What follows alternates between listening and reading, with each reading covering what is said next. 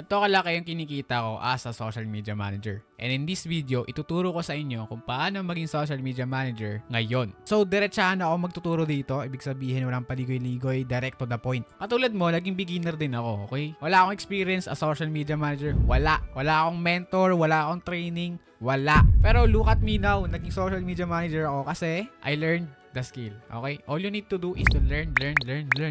And lahat ng yan pwede mo mapatutunan online. And ayun na nga, dito ka na, di ba nanonood? So, congratulations on your first step. Kasi yun talaga yung first step para maging social media manager, which is to learn the skill itself. So, without further ado, let us start. Anong una mong gagawin? First off, ang gagawin mo is mag-set up ng profile. Okay? Pwede kang mag-set up ng profile mo sa mga online platforms. First na marirecommend ko is Online Jobs PH, okay? Para sa akin, ito yung the best online platform when it comes sa freelancing or pagiging social media manager. Kasi araw-araw meron ditong client naghahanap ng social media manager. And good na good to for beginners, okay? Now, may other platforms kasi let's say apply na tayo ng apply sa Online Jobs PH. Pwede tayo mag-try sa Fiverr, okay?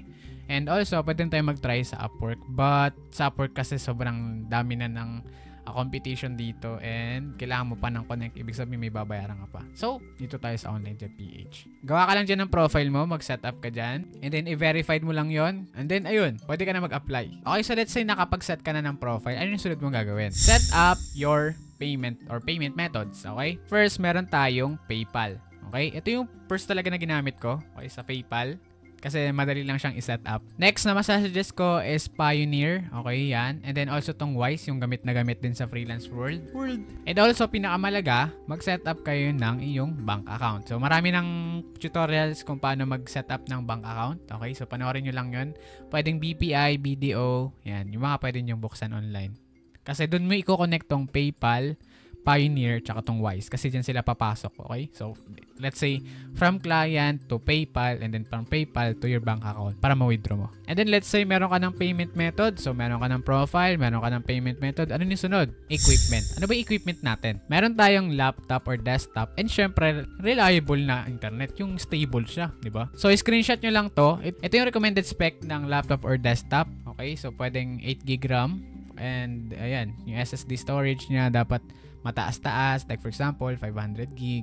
So, let's say gusto mo na mag-upgrade, meron ka ng client, ito yung mga magandang makuha mo pag nakakuha ka na ng sahod. Okay, so, external monitor, dalawang monitor, para hindi ka mahirapan, lalo na kung meron ka ng multiple clients. And itong mga nandito, screenshot nyo na lang. Profile, payment method, at saka yung equipment. Ano yung sunod mong gagawin? Skills. Okay? Ano yung skills? Ano yung mga dapat nating pag-aralan na skill para maging social media manager? Isa-isahin natin. Yung pinaka-common lang. Yung madalas talaga na kailangan mong matutunan. Kasi sobrang broad din ng social media management. May mga iba-ibang pinapagawa. Pero ito yung pinaka-common. First, you need to learn graphic designing or paggawa ng mga posters. Okay, sa Canva. Sobrang dali lang mag-edit sa Canva, I swear. Kasi mostly drag and drop lang siya unlike Photoshop. Pero kung gusto mo ng mataas-taas na level, pwede naman sa Photoshop. Pero as a beginner, I would suggest Canva lang muna. And for video editing, pwede yung CapCut.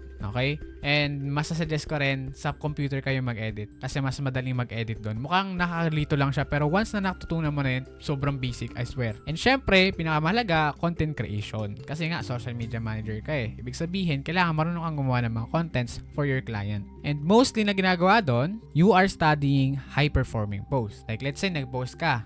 Pag-aaralan mo, bakit kaya ang daming views nito? Ba't kaya ang daming comments nito? And then, i-apply mo yun sa mga susunod pa na post para maging viral yung social media ng client mo. Okay? So, yun yung top 3 common na skill na kailangan mo as a social media manager. Next is, ano yung mga common tasks? Isa-isahin natin. First, scheduling post. Okay? So, isa rin to sa common task ng isang social media manager is mag-schedule ng post. Kailangan malaman mo kung ano yung mga best posting time. Tapos dapat consistent yung pagpo-post. And syempre dapat nakaka-adapt yung content mo sa time zone nila. Kasi lalo na kung taga-US sila, okay? Mamaya, madaling araw ka pala nagpo-post. Diba? Next is, yun nga, katulad ng sinabi ko kanina, that's why you need to learn graphic design kasi gagawa ka ng mga graphics. And ito pa, competitor analysis. Anong competitor analysis? Let's say yung business ng client mo is coffee shop and then may kalaban siya, rival, coffee shop din. Pag-aaralan mo yung social media ng kalaban niya. Pag-aaralan mo kung anong gumagana doon, and then i-apply mo sa client mo. Okay? Ayun yung mga strategy. Next, content calendar planning. Okay? Kasi na-mention natin kanina, dapat consistent. Ibig sabihin, magpaplano ka na agad ng isang buwang content. Mukha siyang mahirap, pero madali na lang kasi may ChatGPT na eh. Magpo-prompt ka lang doon, make 1 month. Okay, pero syempre dapat connected pa rin sa goal ng client mo. Kasi per client, iba-iba yung mga goal. May mga goal na gusto nilang pataasin yung followers. May ibang client na ang goal nila is kumita lang, dumami yung nagme-message, di ba? Depende pa rin siya. And matututunan natin yan sa mga susunod nating content. Kaya subscribe ka na kasi marami akong ipopost na content about this. Next is na ginagawa ng social media manager is analyzing content performance. Katulad ng sinabi ko kanina, pag-aaralan mo kung ano yung gumaganang post ni client. Kung bakit maraming likes, maraming views, maraming comments, and then i-apply mo yung sa mga susunod na post. Okay? So, i-check na natin to. And lastly, community engagement. Okay? So, ito yung ano ibig sabihin nun? Respond to DMs. Okay? Yan, yung mga comments. Malaga yung community management. Kasi this way, nakakapag-engage tayo sa mga followers ni client. And kapag nakakapag-engage tayo, mas namataas yung chance na madumami agad yung followers ng client natin. And mag-viral yung mga posts. So, ayun lang yung mga common na task. But it still depends sa client mo. Para malaman kung ano pang mga common na task, ganito yung gawin nyo. Punta kayo sa Online Jobs PH. Okay, so kung lari, sabihin natin social media manager. Click lang natin yan. Okay, so kailangan talaga gumawa ka ng profile ha. So makakahanap na tayo ng mga work dito. So kung makikita nyo dito, araw-araw ditong may naglalagay ng hiring. Okay? Kaya goods talaga tong Online Jobs PH. So kunyari ito yung napili natin. Makikita nyo, 1,000 a month. Dollar yan ha. Ibig sabihin, 55,000. Ang pag-aaralan mo dito is itong what you will do. Like for example, sabi niya, build monthly content calendars per client. Okay, so katulad ng sinabi ko kanina, design high converting Instagram carousel. Madali lang to gawin, lalo na sa Canva. Repurpose long form into short. Okay, so madali lang to, ikakat nyo lang yung long form, kaya kailangan nyo gamitin yung CapCut, kaya kailangan mo rin matuto ng basic video editing. Schedule and publish, track performance, and then syempre, gumagawa rin kayo ng mga strategy calls. Ayun. So ayun, nakita nyo na agad yung mga dapat yung gawin. Meron ka ng 55,000 a month, di ba? Sabi ko sa inyo, good say. Then, ayun, let's say alam na natin yung mga responsibilities, yung mga skills na kailangan ko. Ano yung gagawin natin? Make your portfolio. Okay? So, kailangan may portfolio as a social media manager. Unlike virtual assistant, when we say virtual assistant, more on admin tasks like management. As a social media manager, mahalaga ang portfolio. Kasi dito, papakita natin yung mga inedit natin. Okay? Kailangan gumawa tayo ng maraming sample katulad ng mga Instagram na post, etc. So, pag-usapan natin siya more. Okay? Ano lang to papahapyawan ko lang kayo. Okay? So, first, create designs for favorite brands. Let's say, ang paborito mong brand is Starbucks. Okay? So, ang gagawin doon, gagawa mo lang yun ng mga posters, ng mga Instagram post. Okay? Like, for example, coffee shop or mga paborito mong clothing brand. Gagawa mo lang ng mga posters, ganun. Tapos, ilagay mo sa isang portfolio. And then, ayun, may portfolio ka na. Another tip is, pwede kang humingi ng tulong sa kaibigan mong may business. And tutulungan mo siya as a social media manager. Pwede mo sabihin, boy, may business ka pala, boy. Marunong ka mag-manage ng social media. Baka kailangan mo. Walang bayad. Gagawa kita ng mga reels, ng mga posters.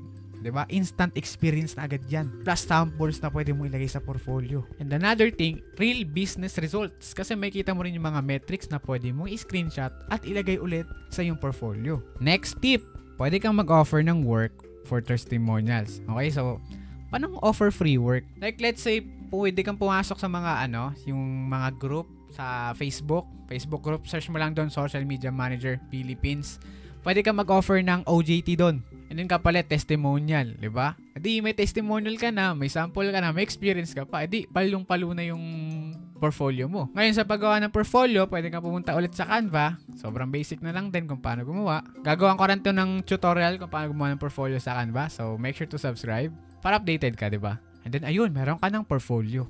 Napakagaling. And then lastly, mag-apply na tayo. So gaya na sinabi ko kanina, punta lang kayo sa Online Jobs PH. Click nyo lang tong apply for this job. And then lalagay lang kayo ng subject, ng message din for application letter. Gagawa ng application letter and tsaka apply points. Okay? Meron kang nadadagdagan tong apply points natin everyday. So, don't worry about it. Magme-message ka lang dito na ganyan-ganyan. Okay, gagawa ka ng tips kung paano maging batak sa paggawa ng application letter. So, keep tuned. Marami na ako sinashare ng mga tips dito sa Skill Vault. Itong Skill Vault na to is Facebook group. Okay, so community namin to.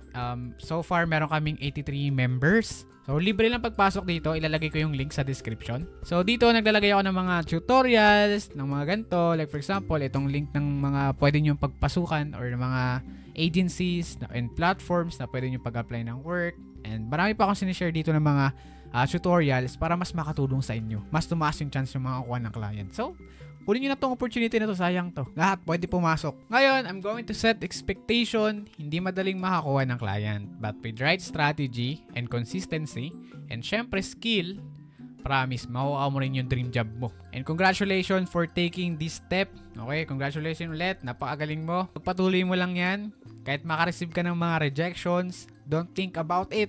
Pag na-reject ka, okay lang. Take it as a redirection. Baka may mali akong mali konti. Baka may mali ako sa application ko. Diba? And then, ayun, apply ka lang ng apply. Kasi araw-araw naman may nang hiring. Kasi nga, in demand to. So, Professor Hans again. Marami ang tinuturo mga gantong tutorials. Kung paano kumita. Ano yung mga skills na kailangan mo. Mga tips and tricks. At marami pang iba. So, subscribe for more.